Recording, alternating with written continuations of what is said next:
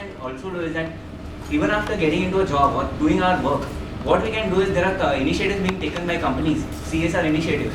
We can go every weekend, they go to some villages. So we can go and there educate the children over there on weekends, and that is where the exposure would really come. And the ideas, we would realize the ground level problems when we actually go to villages. So that is when we can implement, we can use our mind and we can implement the right solutions.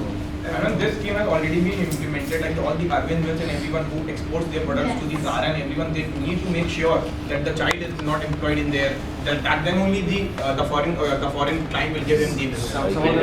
Certification, fair trade certification. And even lot of construction businesses these days are making a point that the laborers who are there, or either the female or the male, their children should get a side school. Because I was traveling today, there was this one person from Nirma.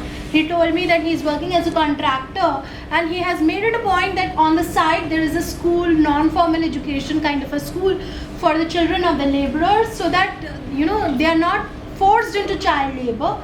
Or even if they are succumbed to working as child labor, they should also get education along with whatever work they are doing.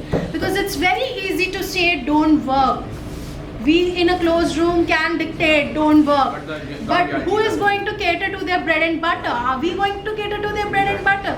So it's very important that it's very important they work because they have to earn their bread and butter. So it's a very different scenario altogether. So let's make it a point that even if they are working, they must get the basic level of education. And I think you all must pledge that if in future or today you get the opportunity to educate such children or do anything for them, so that we don't have more of chotus, so that what Chotu is going through the film, when you'll see the entire film, you'll understand that many children don't go through such heart-throbbing situations. So I think let's give him a very, very big round of applause.